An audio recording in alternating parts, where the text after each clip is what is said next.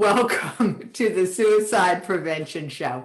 We are waking up the world with the power of positivity and making suicide, especially teen suicide, a thing of the past. And I am super excited. Why? Because the one thing that I don't talk about a lot is my checkered past. Yes, I did work in human resources. I can recover. And people who are going to help us navigate this whole new world around human resources. We're going to be talking with Susie and Christian Smith. And here is the fun thing. It's never been more important than it is now for you to be authentically you, even in an interview. It's the interview that counts, and to have that conversation, we're going to invite Susie and Christian to come on into the studio. Let's have a chat. And as they are navigating the tech, we know that they're there. And I love the tech side of this because they had not been made co-hosts yet. There we go. We solved that problem. I hear. Okay. There we go. Oh, look, you're both on one screen. Yes. Except that you're not. I can't All see. right, so what we have going on here is a tech tangle because your camera is on, but it is not sending us an image of you. Oh, see, and we did the thing ahead of time too. Absolutely. We'll let Susie handle this. I'm the tech person. Susie, the tech person. Okay, so while Susie's figuring it out, Chris, we're still having the same issue. Okay, hold on. Magic. Oh my gosh. It's not going to be a 4K video, but it's 1080, I think. So we did this like 2 hours ago. We did the tech. We said we gotta get going. We gotta put the tech in. We gotta do this, and like all of a sudden this had to happen. See, that's just how things work. And right? that's the topic today: preparing for things like this. Things can happen. Okay, so we're going to talk about prep, and we are going to talk about all of the things that come into this new age that we are in. And I thought I was seeing double. I didn't realize your logo had the E's back to back in career. And I was like, what is wrong with it? All right, so there's the elephant in the room. That's intentional. Yeah. Okay, so now that we've addressed that, cool. Susie and Chris, this has been a journey to be able to match up and get you on the show. I mean, in my world of entrepreneurialism, you all are legends. You launched an online course, made multiple 5 figures with it in a 8-week period of time. So you became legends in the realm of e-learning and entrepreneurial teaching. And out of all of that, with all the people you've worked with, maybe you've learned a few things. Before we get into the whole conversation about interviewing, what was your worst interview? Want me to go? Yeah, you go first. Okay. So we send people out on interviews. So I often do the pre-screening from the recruiting perspective as I run what's called a search firm, which is like staffing for permanent jobs primarily. We all know the temping contract. I've done that too. So I think a person came in not really understanding what the job is about. I think she's talking about your worst interview. Oh, you mean when I've interviewed? Uh-huh. Oh, okay. Well, this is embarrassing. Okay, so okay, you can answer the other one first if that's more comfortable. No. I'll go with it. I remember graduating from psychology in a company called well, I won't mention the company name, one of those tech companies, and I wanted to sell their computers because it looked like a fun job. And I remember thinking, okay, I have this tech knowledge and I knew the computer inside and out because I just bought one from them. And I went in there and I answered everything, but with standard answers, not really talking about my life and my work history. I gave the flat answers and he called me on it. He said, well, wait a minute. I don't know anything about you. You're just giving me the standard fair answers. And I didn't get the job. He put me on the spot, but it taught me a lesson. You have to personalize the interview. It has to be a conversation about you and not just ping pong. They shoot a question, you shoot an answer back. Right? So that was pretty embarrassing because that blew my ego. I'm thinking I just spent all this time in school and no job offer. but you got to get back on the horse. That's the lesson I learned from that, and I improved. Eventually got a job. Sometimes we learn lessons. That's a good one to learn. Cool. All right. So now you can tell us the worst interview you sent a client on. Well, there's a lot of bad interviewers, unfortunately, out there, but once we give them what we are going to give them today, they'll be a lot better. This information will turn the corner. I think it's usually when I send people in and they don't know the job description and they haven't practiced for the interview. And I would think one showed up not really knowing the company and what it was about or the company name, because we put them out there as a staff. Even though I prep them, they don't always listen. So we want people to think of this as, if this is important to you, you want to prepare, you want to spend some time, you want to practice, you want to research the company. If you work through a staffing agency or you work through a direct recruiter, go online. We've got Google. It's not that difficult to do. All right. You guys have a lot that you're fighting against in this realm. Why? Because there are movies like The Upside, where the guy accidentally ended up in an interview that he had no idea who it was, what it was, or anything else, and got the job. So, there's a lot of Hollywoodism around this mystique of landing jobs. So, go ahead. No, that's okay. You. So I just wanted to tell you, I know what you're up against here. People have you've got George Clooney in Up in the Air, where he was the outplacement specialist, canning everybody. And we don't do the canning, but we help people find jobs. We don't do the right sizing or the downsizing or restructuring as much as we help people get hope, gain hope, and prepare for the next journey. It can be exciting. People think interviews are daunting. It doesn't have to be. If you know a few simple 1, 2, 3 steps, they'll work for you. Cool. Well, I like simple, but before we get to 1, 2, 3 steps, come on, Susie, fess up. What was your worst interview? Okay. So we were first dating. Okay. I went on an interview for a general manager, and of course I was saying, oh no, I can do interviews. I don't need to practice. When I get in there, I'll know what to say. I'll know what to do. And of course we were first dating, and he was trying to be so kind. I placed you into the interview. Yeah. So so he was trying, because he really is the interviewer whisperer. He's really good at that. And so he tried, so much to be, very, very cordial and very, nice about the whole thing. And I went in there, and this person just asked me questions I had no idea. And this was for a general manager's job. And I've done that in the past, but they were coming up with these new types of questions that I was like deer in the headlights. I didn't even know what to say or what to do. And I literally, on the way back to the office, I was like, oh no, what am I gonna say now? Because I gotta tell him now, you're right. I should have practiced, I should have prepared. So that was it. Got it. The interview was bad, having to fess up after the interview. Exactly. Okay. Yeah.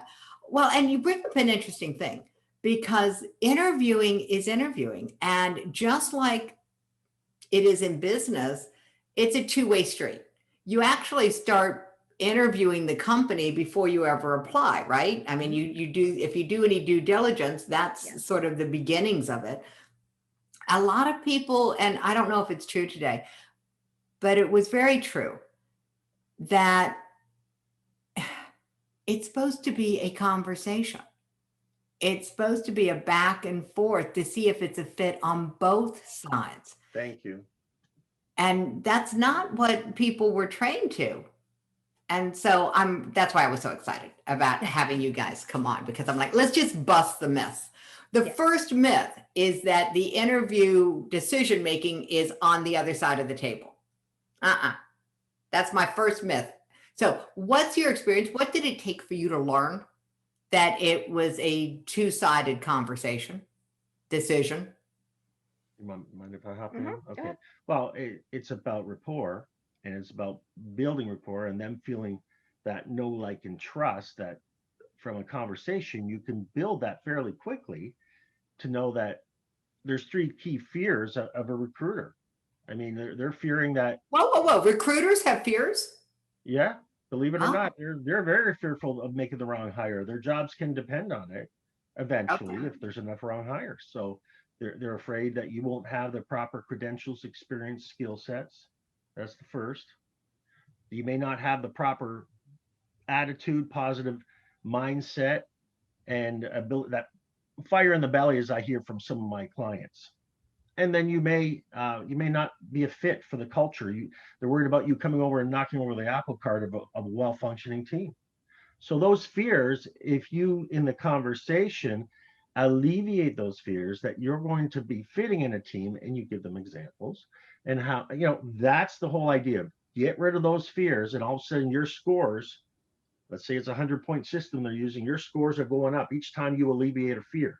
And that's what ends up putting you at the higher ranks to move forward. Okay, there's a life skill. All right, so interviewing is a life skill. As an entrepreneur, alleviating the fears of a prospect Mhm. would it be exactly the same thing? I, So this is really I think cool. so. I mean, I think so. You're doing a needs analysis as an entrepreneur. You're going in to solve a problem. You're looking for pain points, those pains that they can't solve themselves. You want to alleviate their stress and anxiety by taking on or something off their plate onto your plate that you will do for them. You will have the initiative to get it done, and you could have to exhibit that you've done it in the past as similar idea. So that's a great analogy. I don't get that question often. That's a good one. So So go ahead. I was just thinking that the conversation around how do you get hired is the same as the conversation about how do you get the date? How do you get the dance? Yeah. You How do you you get answer the that one? gig if you're an entrepreneur? It's the same thing. You just understand who you're talking to and what they're afraid of. Right. Mhm. And Cool. and how you can make their lives easier and how you can make their experience better on the job, because they're people too and they have families at home. They don't want to work 12-hour days if they don't have to. They want to bring a team member. If it's a manager doing the hiring, first you're going to deal with a recruiter. So they're going to screen to make sure you're going to make them look good to the manager. And to do that, you have to prove that you're going to take some work off their plate and they can trust you to do that. And that's where there's differences between the traditional behavioral interviews. We can go into that when you're ready, but essentially you have to give examples of how you've done in the past, because just like in stocks or in business, past performance is a predictor of future performance. And so that's why you give examples from how you solved a conflict at work and so forth, right? Got it. And it's funny because my stockbroker says past performance is not an indicator of future profitability. That's their standardized disclaimer. But in this case, with human behavior, I think you're right. I Yeah. think that when you can demonstrate that you've taken actions that resulted in things getting solved, things coming off people's plates, team player is kind of a term that not everybody understands what it means. That initiator and understanding what the culture is. It's a really interesting conversation for me because where we live, our internal culture determines how we respond to the world around us. And the same is true, in a company. Their culture determines what they're going to look for in an interviewee.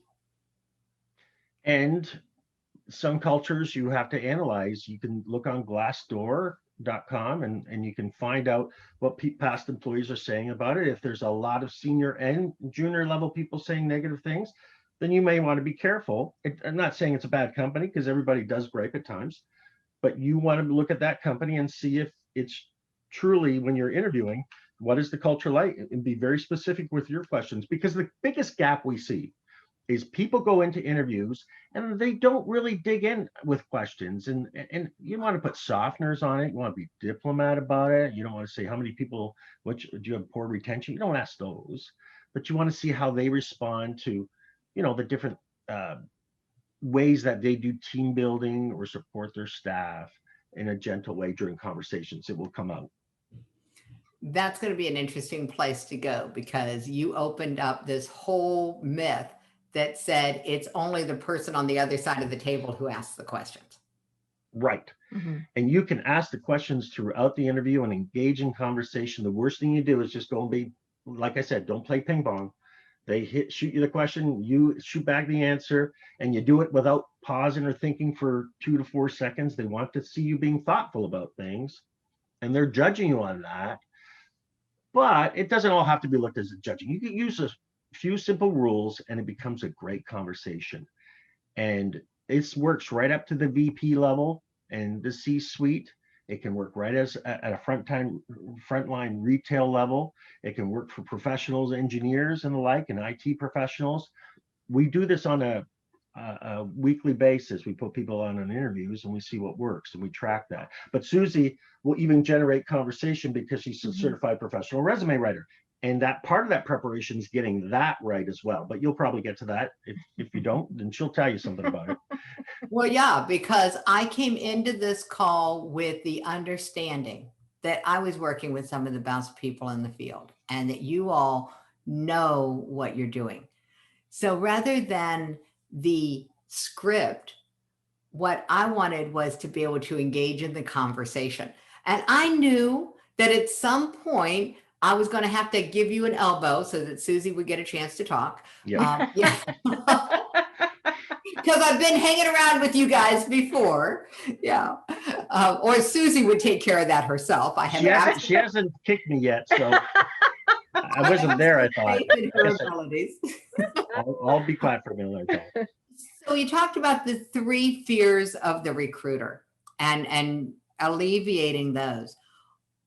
What are the myths that people go into interviews with, other than the one we talked about, which was, only the interviewer asks the questions? What are other things? What are the mindsets that trip people up? Go ahead. Well, I think one of the things with the resumes is the detail you put in the achievement showcase. Tell them a little bit about that, because that's a key one. So the myth is that yes, you had a resume and the resume got you an interview, but it's also how you had developed that resume and what you had put on there. The one thing that we learned over the years is that you need your career story. And you have to have your career story ready to go. And that would be in the form of a challenge, action, result format. So when you have an achievement showcase showing them how did you increase revenue, how did you bring in a new a new software. So you need to showcase that in the resume, because that will prepare you ahead of the resume. Prepare you ahead of the interview. And then that's one of the myths that people think, that you don't need to put a lot on the resume, but it's a perfect thing that when the interviewer goes through the resume, they'll have those points. Oh, you did increase sales by 20%. Oh, you did bring in that SAP software, right? So you're going to be well prepared ahead of time and knowing what they're going to be asking, what type of questions. So that's one of the myths that I find that people the resume interview connection. Yes. Because having scanned hundreds and hundreds and hundreds of resumes when I worked in HR consulting, what I realized is that I was part of the shift where we went from detailed resumes that were multiple pages, more of a, like now is reserved for academia, to a functional resume, which was on 1 page and lots of bullet points. And what's true now? I mean, is it one or the other, or is there some new kid on the block when it comes to a resume format? It's really a hybrid, isn't it? Yeah, it's really a hybrid depending in which industry and what type of positions you're applying to. So you're correct. I mean, in the days that it was like 5, 6, 7 pages, those days are left to CVs in academia and healthcare.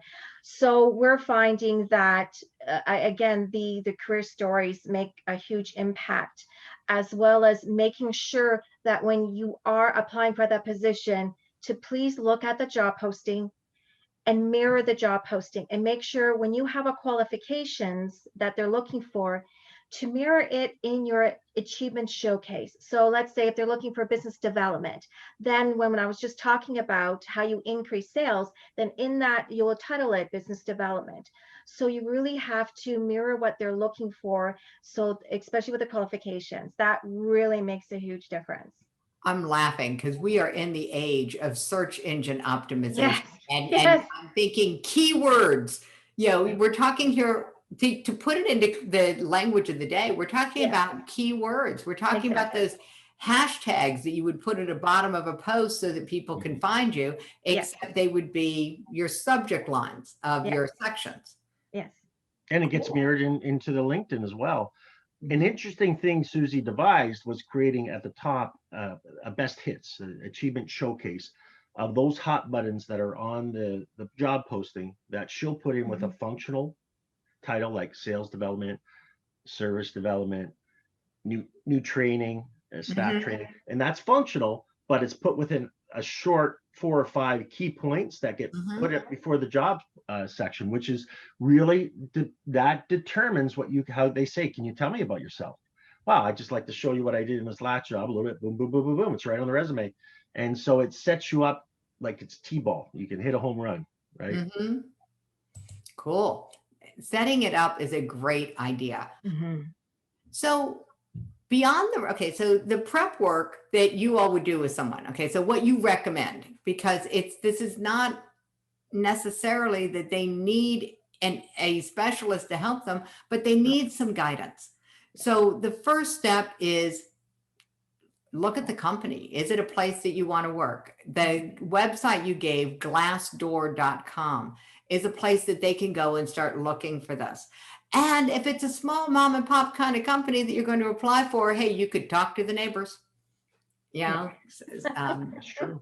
yeah. That's So, where a so lot of these jobs are coming back right now too. I mean, except for certain hospitality, obviously due to COVID restrictions in each area. But I mean, that's generally where the jobs are coming. It's from the smaller, 80% of those jobs are from the smaller businesses as opposed to the bigger corporations. Now, we usually work with small businesses, medium, like 100 to 500 million. Then we work with the 500 million up to the several billion. Um, for when we do staffing or the other side. So we get the full picture. The core idea for the interview though is basically the same. okay. So the core idea is You're going to talk about your challenge, your actions, and your results. And I'm going to give that to Susie again. challenges, actions, and results. Okay, so go into the interview prepared to talk about challenges, actions, and results. And good, flesh that out for us, Susie. And then that's a perfect segue into a question from the audience. So we'll pull that in just a second. Go for it. Sure. So when you're looking at the challenge action result, you're going to be looking at different skill sets. So let's say a person, they ended up, getting a job, and that there wasn't any sales happening, and the whole territory, the sales went down by like 50%. And what do you do, right? So that was the challenge. So that individual would have gone in and taken a look at the past customers, maybe having to retrieve the customers back, doing a bit of talking to the team, like how can we get these new customers and old customers back on again. So that would be the action. What was the process that this individual did to bring back the old customers and new customers? Okay, so we're talking about a process of some sort that they brought in. So we're talking about the I'm going to use clear language. The applicant, the person who's applying for a job. We're talking about looking into their history Yes. and who they've worked with before to pull these challenges, actions, and results out of there. So that and that's part of the interview prep. Because I want to make sure that when we are going into this whole interview scenario with people, that they can get a clear sense of the stories of these people. So somebody who does this well, they find out, how did they find out in advance? I mean, is Glassdoor going to help them, or how would they find out in advance? What are the challenges that this new company is going to want to know that I can do? Is it just in the position description? Is it in Okay. the job description won't give Mhm. all of those pointers. I mean, having an industry knowledge, doing your research on Google about the organization, looking at regular problems in an industry journal, be it automotive industry, like a Cranes or one of those journals, to see what's been going on. If there's Like we deal with some procurement and some packaging placements we do right now. That would be an example of the recent changes in packaging with everything going green and sustainable and compostable. You have to know those types of details to bring them into the conversation. So you can ask questions about that, or you'll at least be ready. So knowing the industry, and you can do that if you don't, you're going into a new industry. If it's something totally new for you or a young student, then I say go do informational or what we call research meetings, where you go out, you sit with people in that industry. They'll do you a solid by you say, I'm not asking for a job. I'm just doing research to make sure I'm on the right track with my career. I'm thinking this looks really interesting, your industry and your type of company, but I'm not asking for a job. Can you give me 10 minutes to find out what's made you a success and what's new with your industry? And they'll often do that for you. I got a story about that. Okay. I actually called up a company once and said, I'm thinking about going into this industry. And the response from the person on the phone was, why would you want to do that? That's motivating. Okay. But if you do prepare, you're going to be confident. And we want people to go in confident. I mean, there's been so much fear built around interviews because there's a lot at stake, but the fear won't help you unless a little bit of adrenaline's good. But if you prepare, you'll turn that fear into confidence, and that's the goal of this. You hit upon something that's really key: the idea that there's a lot at stake. And as a brain retrainer, and this is what I do, is emotional resilience. That language can actually be problematic. And the reason I said I'm going, okay, I know there's a solution here because you guys have coached so many people through this process. One interview will never make or break somebody's career. That's right. And so what's really at stake is, are you willing to grow through the process? Maybe is sort of what I'm getting from. I love that. It's a journey, the job search, and that is a great, I think, a great reframing of it. Yeah, and if you're willing to grow through the process. Now we've got somebody who's got this wonderful thing, and so Andrew posted in a question, and he has an interview tomorrow. So talk about timing. Okay. Good. He's been asked to present in the interview on this question. Okay. What have you learned in the last year and how will you apply it to this job? He says, I'm planning to talk about gratitude and how it has taught me the absolute importance as a leader of understanding the people I lead and work with, their drivers and motivations, their particular struggles they have. What do you think? Well, I think going in with a system talking about gratitude or essential differentiated point like that is a great idea, and talking about how that leads you into engaging your staff and supporting them. So there's good systems out there. You can always pick up some books. I mean, but for now, their engagement is kind of that keyword. Is how do you become a good leader? Well, a servant leader would ensure that they give the right tools, the right coaching, the right support. And that would be one way, but giving actual examples, because there's traditional behavioral interviews. Obviously, behavioral is actual examples from that job. For even a traditional question like, what are your strengths and weaknesses? That's your traditional. But you should still give a behavioral answer, your challenge, action, result of that story that matches this. So if gratitude is one, and then you build a team morale around gratitude, then that can be a positive spin on that. But give an actual story on how it worked.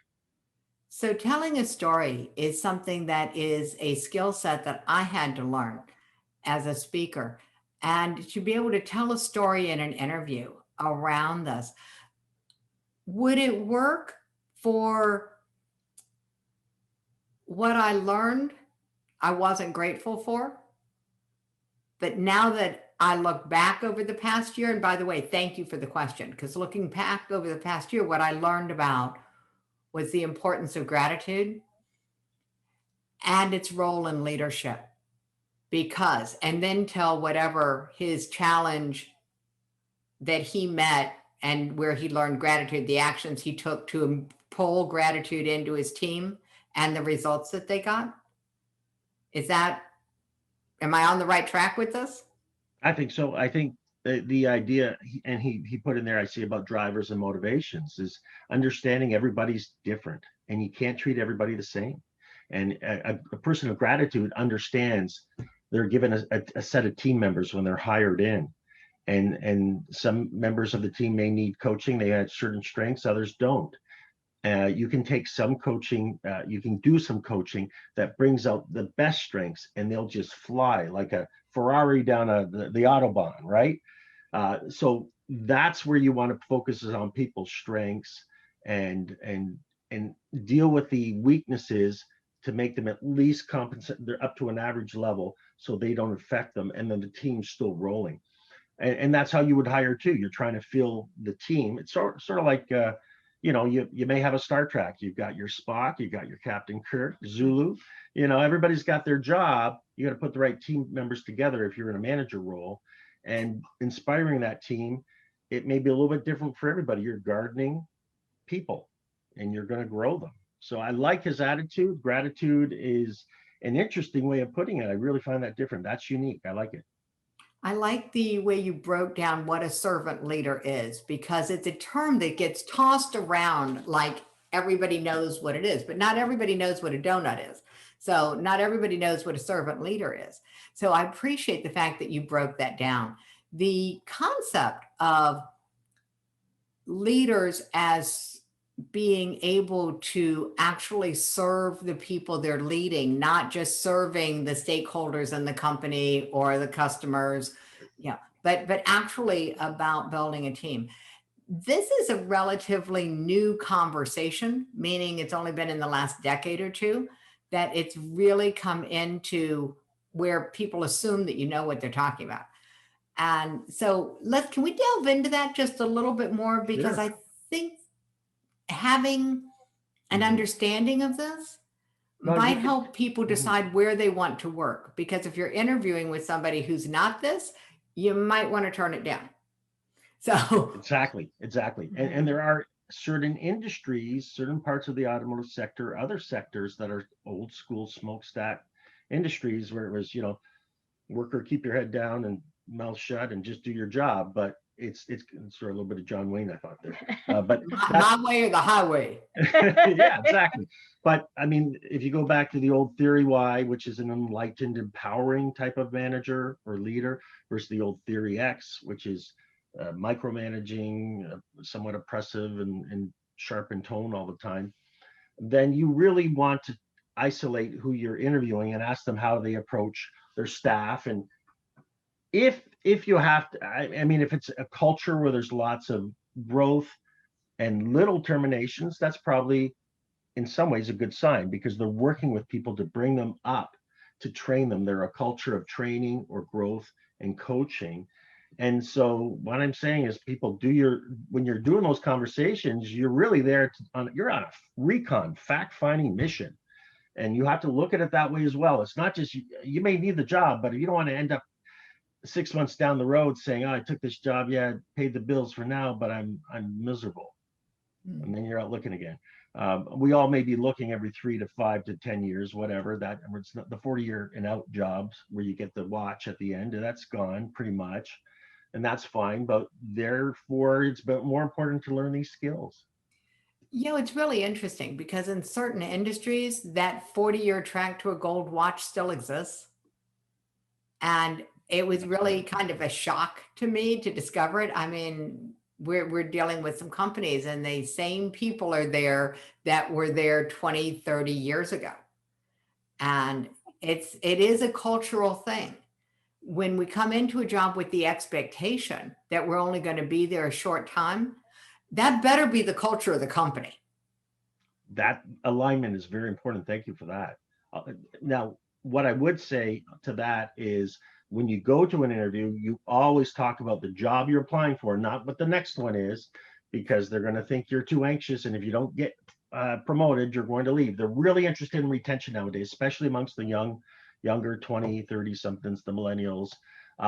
So that's an excellent point. But I think you were going to ask something else, so I'll let you finish. No, I wasn't. I love the fact that we can go back and forth on this because there's so many nuances in this conversation about what makes for a good interview anymore. So you had some key points, and I want to make sure you have time to share them. So, Okay, so one of the key points, and Andrew, I think it was, brought up the presentation idea. The stats are showing that people that actually do a presentation of how they've done training in the past or how they've done management, and they can produce a few PowerPoints they can hand out at the interview. It's kind of hard sometimes with a short interview. If you're dealing with recruiters, it's less than half an hour. If you're dealing with the main hiring manager, that can go an hour plus. But so I'd say just probably print off some PowerPoints of those 4 key points you want to talk about, hand it to them, have them in front of you, hand it to that person and say, here's what I've done. Here's what I'm planning to do. And here's how I train people and support them with an idea of gratitude and servant leadership. And as a result, here's what the outcomes were. Challenge, action, results again. Bring everything home to how I produce and move that needle forward, continuous improvements in different parts of that job. So the presentation itself, nobody's doing it. I'm saying, why not? You're there. This is your chance to boast a little, even if you're humble, it's a chance somebody's listening to you. They want to hear what you have to say. Take the opportunity. I think knowing the future trends of that specific job, like I talked about the future of sustainable, say, packaging or future of compostability or future materials, and where AI is coming into it. And I encourage everybody to look at the STEEP model for looking at the future called strategic foresight. And you can go to Wikipedia and look up strategic foresight in the STEEP model, like a steep hill. And those initials stand for social, technological, energy, environmental, political, regulatory is like political. And you'll have an idea on what future trends are coming out. If you don't, then you should at least have 2 or 3 to talk about if it's retail. Okay. Pause. Let's go through that acronym again. Sure. You had me and you lost me in the E's somewhere. Okay, so it's strategic. You would have the social. Social. You would have the technological, which could include science. Okay. Environmental. We're talking about the trends. So you're looking for the trends in the industry, in the social realm, in the technology realm. Social being like values and changing mores or mores and and technology. Go ahead. All right, and then environmental, and then what? Environmental, then like you can look at energy, or you can look at the whole spectrum of how that affects with oil versus alternative energies. That's been in the news a lot because of Texas, right? So those are some issues, and I'm not getting political, but policies matter. And so whatever the reason was, and I don't know why I really had a side on that. Energy is important in terms of how we fuel the industries and everything. And then political, regulatory issues. Those are just buckets that you can look for what are some changes, some hard trends in the industry. So when you go in there, you're asking questions about a hard trend you've researched, and you look smarter than the next person that didn't do the homework, right? There we go. Or the previous person. Absolutely. Technology and AI is one thing that's coming up. It's helping people really succeed greater than save so much time. And there's so many things in even writing articles or writing your anything you're doing is AI is affecting it, artificial intelligence, sorry. So if you haven't done it, start preparing a little bit because it's going to be a huge thing in the future. Well, and depending on the industry, even knowing the acronyms can give you an advantage in an interview. Doesn't mean you want to lead with the acronym, but you might want to be talking about what the acronym stands for. And I am a woman of a certain age. My ears do not hear as fast as younger people speak. So just FYI, younger people. Yeah. You have to have your speed with the speed that they can hear you. And I so appreciate, thanks. My daughter is my tech crew, so she puts laugh out loud in there. You did a great job there. Yeah. She does an amazing job. And so Katie's got our backs on this, but I wanted to just slow that down and unpack it because Yeah. this is not the common conversation when it comes to interviews, which are usually about how you dress, when you show up. Yeah. We are now doing interviews virtually. So all the rules have changed in a lot of ways. And the entertainment industry went to virtual interviews way before COVID. I mean, one of my friends actually wrote a book on doing virtual interviews in the entertainment industry that I got a copy of before the pandemic hit. There you go. So this is not a new conversation in that industry, but it's a new conversation in most corporate America to how do you prepare for a virtual interview? Because now you can't take copies of your PowerPoints and hand them out to people. You can share the screen now. Now you can share the screen. That's a life skill, let me tell you. Mhm. Yeah. Knowing how to share a screen. Even Knowing getting how to on. put information in a chat that's actually clickable. Mhm. These are now skills that we have to have, and they're not hard. But if you don't know you need them, you Mhm. won't be ready for them. That's so true, That's true. Jackie. These are great pieces of advice you're giving as well. Being in HR, you know these things. So, I mean, just setting up for this today, obviously there's going to be There was a hitches. glitch. Yeah. There's glitches, and I just had that last week with a candidate. He was using his spouse's computer, and there was a glitch there downloading some software. So these things happen. Companies are pretty understanding. If like one system like Skype isn't working, maybe you should be using Zoom. And if you're working through a headhunter, like I do that job, then you're going to get that help from the headhunter to intervene to protect you. But you want to start learning it if you're not skilled in Zoom or Skype or MS Teams or one of these things, and make sure it works on your system. Yeah, there you go. That's a good point. Learning what platform they want to use for the interview. If it's going to be an online interview, I mean, I am not a Skype person. Okay, I think that there's a special part of the brain or a gene that we had to have gotten at birth that allows us to gracefully use Skype, and I didn't. You got it. I didn't. No. So I'm a Zoomer. Yeah. Give me Zoom. But it doesn't matter what I use. What matters is what the person who's going to interview me uses. Absolutely. Yes. Yes. Absolutely. And if there's enough glitches and there's enough interviews, because you may start with a recruiter, go to the hiring manager, and they may circle you around to other managers to make sure you're a good fit. Mm-hmm. You should be ready to do a little shuffle and move over to a new platform if you need to. Yeah. So, always have your power cord with you. If there was a skill set for this day and age, it is always have a backup power supply. Just true confessions, a peek behind the scenes of doing a summit. This is not my first rodeo by a long shot. And I've never had an issue with any of my recordings until my last season. And the rules of the game got changed.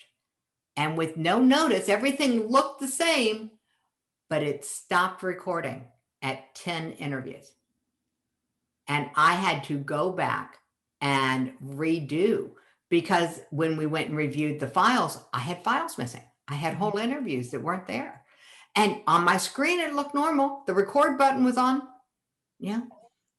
But we don't control things that we used to be more controllable. It's sort of like when the camera ran out of film, but now it's all about plugging in for the power and just knowing the rules. Become friends with your tech support. For whatever software you have, get on there and get talking to them right when you get the software, is what I'd say. That's a good idea. This has just been delightful. And you guys have given us an amazing toolkit for people. So I'm going to pop that into the chat right now. And let's see if I got there before Katie. Darn it. She got it first. All right. So this is the interview prep guidelines. So how to use your advantage system, which I love that. The challenges, actions, and results really shows your advantage as an interviewee, as someone who's applying. It gives you a chance to showcase who you are. And I loved that. So I'm grateful that you put this together for everyone, because life is about interviews. I mean, let's face it, our first conversation was us interviewing each other about you coming on to the show. Sure. You know, interviews exactly. are not just for corporate America anymore. Yeah. But you're fun, you know. But that's Yeah. the way you have to approach the interviews. See them as fun, and they want the best people. People underestimate the value. I can't tell you how often they don't know how valuable what they bring to the table is so amazing. So be ready for that. All right. So there we go. Rule number one in life, it's fun. Mhm. You know, Could be. so we adopted teaspoons because it the initials TSPS for Teen Suicide Prevention Society and the Suicide Prevention Show. So teaspoons. And then we looked at Mary Poppins and her song Spoonful of Sugar.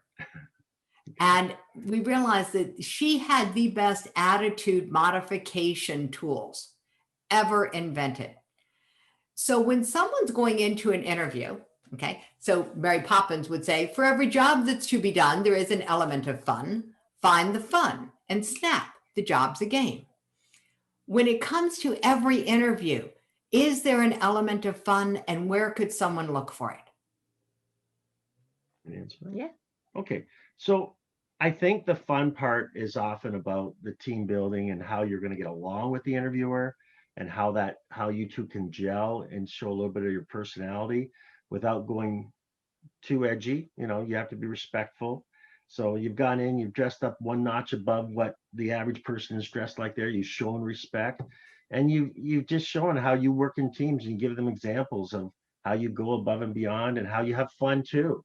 Because when it comes down to it, if they don't think they can see themselves enjoying working with you, then you may have to look at another person to work with, and you may not want to work with them.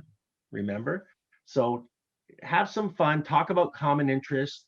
If it's sports, if you're well, whatever team your favorite team is, if it's a certain hobby or interest, like some people, I had candidates or applicant recently that enjoyed talking about the Detroit Tigers, and it just so happened the interviewer loved the Tigers, and the company has, box seats to see the Tigers. So it was just all gelled together, and before you know it, they're all ready to go to a game together, right? So perhaps the fun is looking for the synchronicities, Yeah. looking for where the universe has aligned to make this easy for you. I think Sting had a song about that. Could be. I don't know that one. The Police, Synchronicity. It was a good one. Good. A new song. I need a new song. So what's that song? That's Synchronicity. That's the title of the Oh, song. okay. I think it was when he was with the Police years ago. I'm an 80s guy from the There we go. All right. So I'm one of those people who has the debate about when the music died. Yeah. So the 80s were not my favorite time of music. Okay. I was into oldies before they were oldies. And They're good too. We love oldies. so cool. So as it comes to interviews, the practical things, what you just said about dressing one notch above the culture of the company, that's something that is so obvious and simple, and it's often tripped over. What's another one that's so simple and obvious that people often, don't notice it? I think when you're going into the interview, going out talking to the reception, you're being observed from the point at which you drive into the parking lot to the point at which you go and talk. You're even on camera in many places nowadays because of the new CPAT rules and so forth. You're going in, and you're how you treat anybody should be with respect, because you're being monitored on the way in, on the way out. So make sure you have stellar performance. You be the best of who you are. Be yourself, but be the best of your authentic self, we like to say. And that will serve you well. There we go. All right. So any other questions that we didn't cover? What is it you wish that I had asked you? Oh, that's a good For one. me, because I'm more on the resume side, I always tell people to please have at least one main phone number that the interviewer can call you at, and to please change your voicemail to a professional voicemail. Okay. So, cause you'll hear people say, okay, you know the drill. And then the person on the other end, they don't know if they called the right number. So in a professional voice, they thank you for calling. This is Susie Smith. You can reach me at 88 and then put the phone number. So they know they got the right person, the right phone number.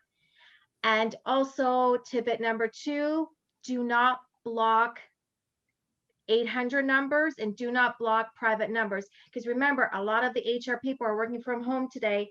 So they're calling from their cell phone. So they're blocking their cell phone numbers. So I've called some people that I wanted to, that I applied to a position I had, and I tried to call it and it said, I'm sorry, but caller ID or it's not available. So please do that. So change that, open up the phone, change your voicemail. That's my 2 tidbits. Can I add on to that? Those are good ones. Yeah, things start with a phone interview often. So if somebody calls you when you're on the highway, say, could you give me 5 minutes and I gotta call you back, you have it on call display, pull off the highway. Don't say, well, I'm making dinner. Can we do this another time? You put the dinner, take it off the stove, of course, you shut off the stove, but try not to delay that interview because sometimes things happen quick and that may be a disservice to yourself. So make that interview happen if you can, safely. Safely is good.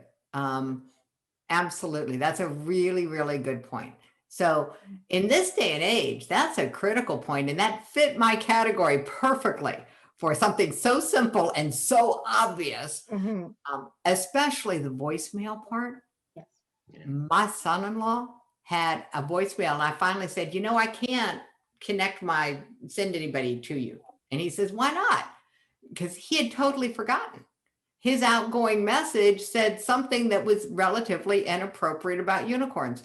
And and it was like, wait a minute, no, this won't fly, Yeah. And so my definition of inappropriate, it was actually really funny, but it had with happiness. Exactly. You want to tell them about the lead magnet? Yeah. So it is in the chat already. This was your Yes. interview success, the prep guidelines. Christian, you missed it. We've already talked about it. Yeah. Well, I just want to make sure if there's any problem getting it, you can do the info@carinish.com to make sure we can get it to you. Don't worry. Okay, so All right. I'm going to slow that down. If anyone has a challenge with downloading their gift, you can send an email to info@careerniche.com. And if you can't find the backward E on your keyboard, No. You're funny. You're covered, Chris. You're making me sweat over here, Jack. Oh my God. I cannot thank you guys enough for coming. Oh, this has been fun. Thank you for having us. Yeah, these were great questions, by the way. Many I've never seen before, so good. Well, and so this was a real life example of how do you handle an interview that you can't prepare for because you don't know what they're going to ask. You do the best you can and you roll with it. Yes. And you guys were great fun. Thank you so very much. Thank you for having us. Thank you, Jackie. Thank you so much. Good to be here. Thank you.